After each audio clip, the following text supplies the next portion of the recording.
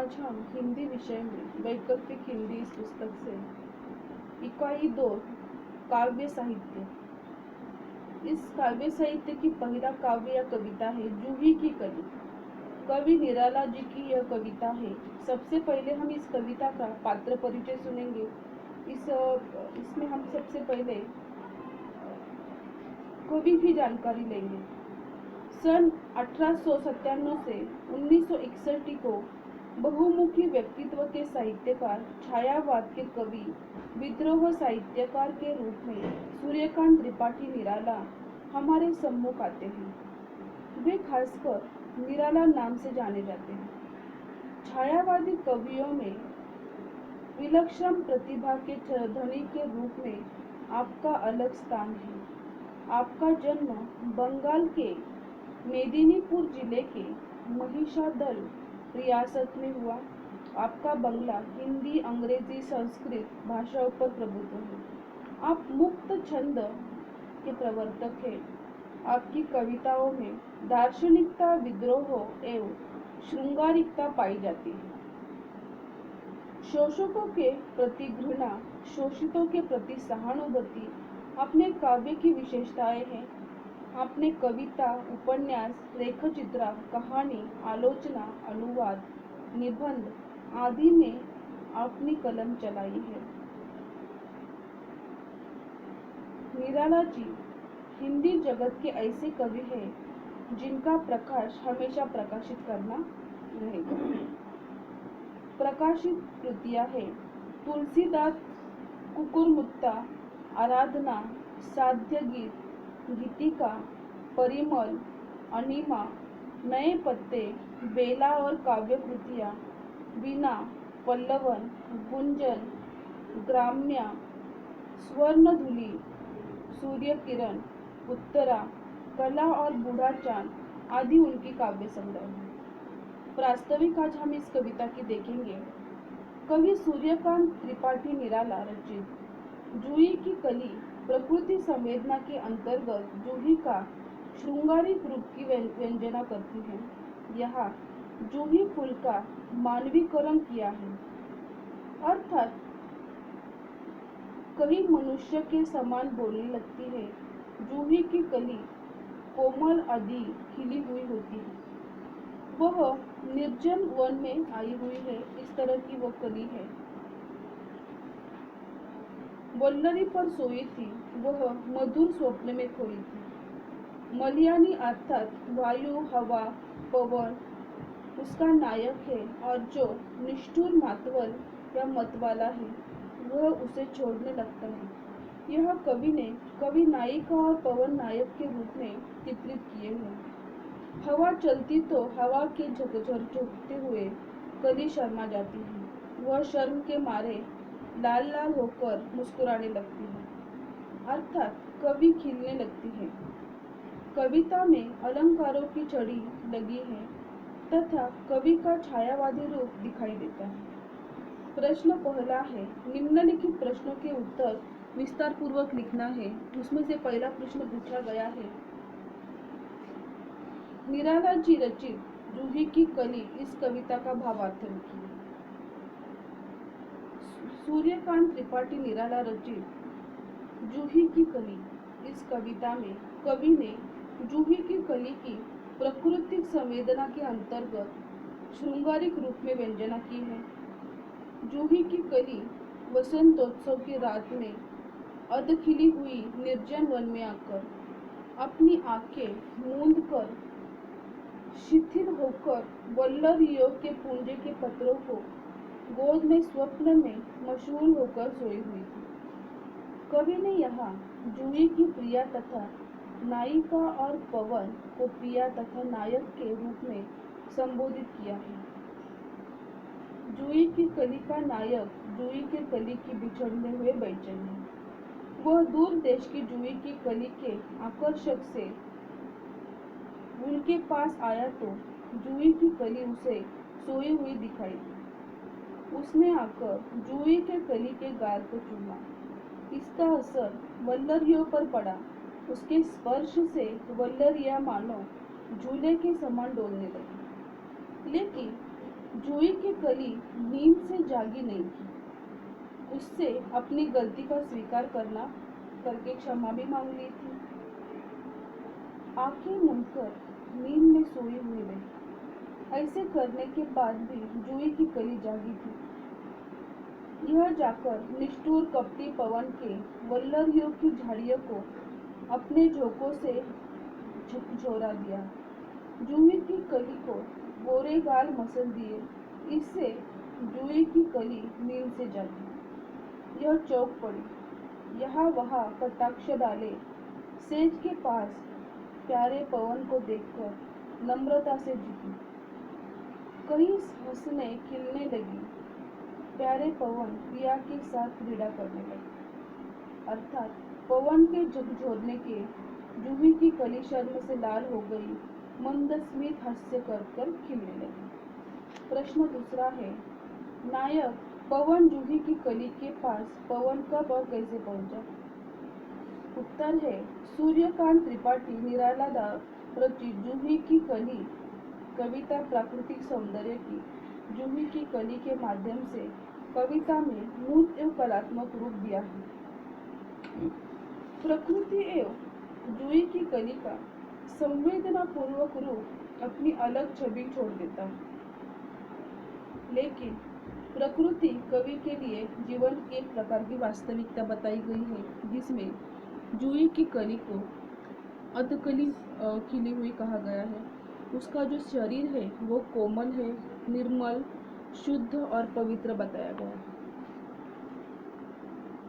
ऐसी तरुणी जूही की कली निर्जन, सुनसान, खामोश जंगल में आई और वल्लरियों पर सो गई। वह सुहाना भरी स्नेहपूर्ण स्वप्न में मग्न होकर आंखें बंद करके शिथिल होकर पत्रों के गोद में वसंत तत्व में मायावी रात में सोई थी। वास्तविकता में यह भी कहा जाता है कि अधखिली की कली शांत किसी भी आवाज में परे नीरव वातावरण में सोई थी। जूही की कली को कवि ने नायिका के रूप में एवं पवन को नायक के प्रतीकात्मक रूप में देखा है। पवन की याद में जब भी आती है तो उसके आने लगती है तो उस मिलन की मधुर रात की, जिस आधी रात में आकाश में चांदनी से धुली हुई रात उसे याद आई। उस कांता पिया की याद उसे आते ही उसका सारा कोमल सुंदर शरीर कंपायमान होने लगा। तुरंत पवन यहाँ से हिल गया और फिर क्या? पवन उपवन, झरनों, नदियाँ, पर्वतों, शिखरों, जंगलों, लता कुंजों के पुंजों को पार करता हुआ जूही की कली के पास चला जाता है। अर्थात पवन कली की याद से जूही की कली को मिलने के लिए उतावला हो गया। उसकी आँख देखने का पार, बस पवन बहते ही चला गया। उसकी राह में अनेक अड़चने आपत्तियां आई। उनका सामना करते हुए उन्हें पार करना चाहता है तो अनेक पवन जूही की कली के पास पहुंचता है। अनेक कष्टों का सामना पवन ने किया, लेकिन सफलता ऐसी आवश्यक नहीं मिली। वह जूही की कली के पास पहुंचा। यहाँ पवन के मन की अधीरता, प्रेम की कवि के मार्मिकता के दर्शाया गया है। इसके प्रकृति की सुकुमारता के दर्शन इसमें होते हैं। कवि हमें जब पवन की उत्कृष्ट प्रेम की दर्शन कराता है, अर्थात प्रेमानुभूति का विलास ही उनके काव्य की विशेषता है। पवन की भावनाओं को मूर्त रूप देकर उसके कष्टों की सफलता की सार्थकता पर उन्हें छोड़ दिया। इसमें प्रश्न तीसरा पूछा गया है कि पवन ने सोई हुई जूही की कली को आकर कैसे और किस प्रकार खिलाया। सूर्यकांत त्रिपाठी निराला जी रचित जूही की कली कविता में प्राकृतिक सौंदर्य को प्रधानता दी गई है। प्राकृतिक सौंदर्य का सुंदर एवं बेजोड़ वर्णन करने में कवि सिद्धांत हस्त रहे हैं। यहाँ प्रकृति निराला की काव्य संवेदना का आवश्यक अंग दृष्टिगोचर होता है। कविता में जूही की कली का मानवीकरण किया गया है।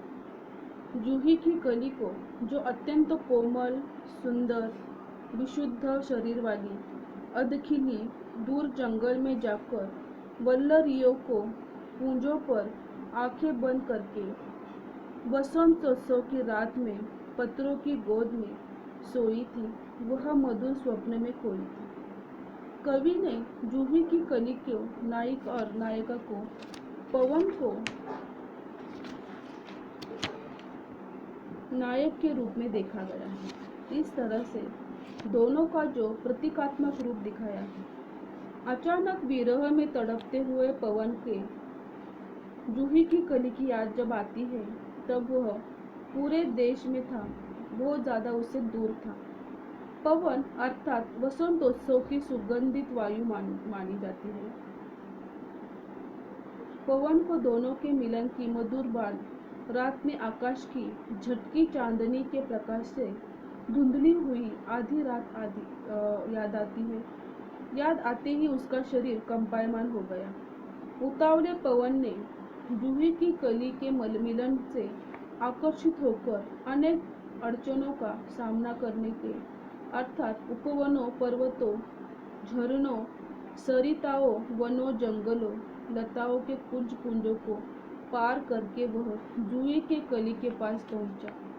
उसकी सोई हुई जूही की कली के गाल को जिस तरह से उसने स्पर्श किया है, वल्लरियों की लड़ी उसके स्पर्श से झूले की जैसे झूलने लगी। वल्लरियों डोलने लगी, फिर भी जूही की कली जागी नहीं थी। गलती के लिए क्षमा मांगी। वह स्वप्निल देढ़ी आंखों से आंखें मूंदकर सोती रही। पवन को रहा नहीं गया। उस निष्ठुर कठोर हृदय वाले पवन ने झाड़ियों के झोंकों से जूही की कली को देह झुरझुर कर रख डाला। उसके गोरे गोरे जो भी गाल है उसको मसल दिया। तब जाकर यह युवती जूही की कली चकित होकर नींद से जाग गई। उसके इधर उधर चारों ओर देखा उसने, तब वह नम्र होकर हंसने लगी, खिलने लगी, प्यार के संग क्रीड़ा करने लगी। इस प्रकार पवन ने जूही की कली को खिलाया। यहाँ कवि ने जूही की कली एवं पवन का अत्यंत काव्यमय चित्रण प्रस्तुत किया है और उसमें वो सफल हो गए हैं। कविता में जो प्रतीकात्मक बातें कही है, जूही की कली नायिका का प्रिया है और पवन नायक अर्थात पिया है, यह रिश्ता अत्यंत मार्मिक हो उठा है। कलात्मकता की दृष्टि से कविता बेजोड़ है। इसमें से चौथा और आखिरी प्रश्न है, अधखिली नींद में सोई हुई जूही की कली स्पष्ट कीजिए। प्रस्तुत विषय सूर्यकांत त्रिपाठी निराला रचित जूही की कली इस कहानी का है।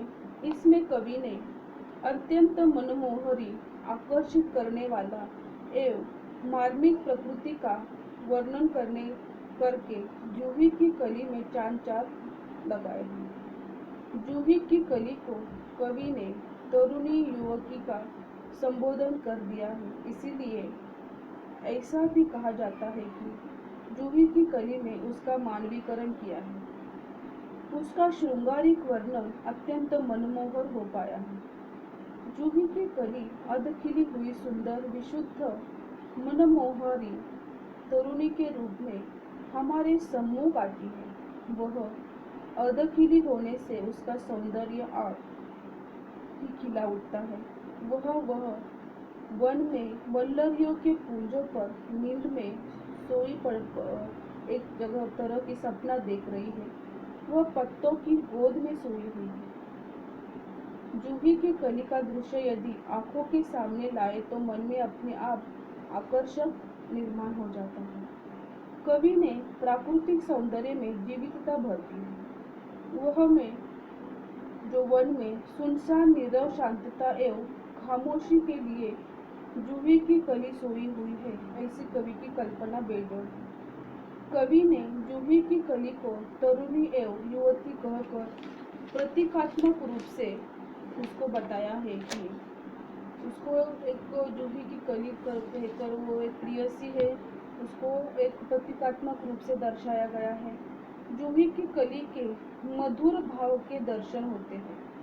कवि ने जूही की कली को प्रिय नायिका एवं मतवाला बासंती सुगंधी लिए पवन को नायक पिया कहकर संबोधित किया है।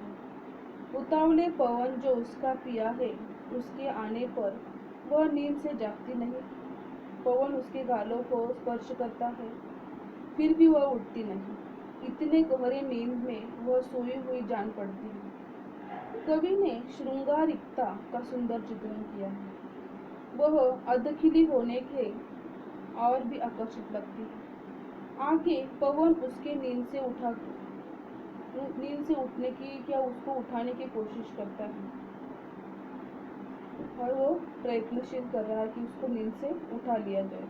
वह निराश नहीं हुआ। उसने फिर उसके गालों को मसल दिया। तब कभी जाकर जूही की नींद खुली है और नींद से उठ गई है। तब वह खिली पवन के संग उसकी क्रीड़ाएं भी थी। तात्पर्य यह है कि कवि ने अर्धखिली नींद में सोई पवन का गाल स्पर्श करते हुए गाल को मसला आदि बातें कविता की प्रभावकारिता में चार चांद लगा देती हैं। वैसे कवि प्राकृतिक सौंदर्य एवं प्रेम की बातें जो है उनके महान महाकवि माने जाते हैं। प्रकृति संवेदना निराला जी की काव्य संवेदना का आवश्यक अंग है। कवि ने प्राकृतिक सौंदर्य की वास्तविकता का सुंदर चित्रण इस कविता में किया है एवं कोमल भावनाओं का चित्र यहाँ पे उन्होंने एक संवेदनशीलता बनाए रखी है। इस तरह से जूही की कली इस कविता का आज हमने कवि का परिचय सुना।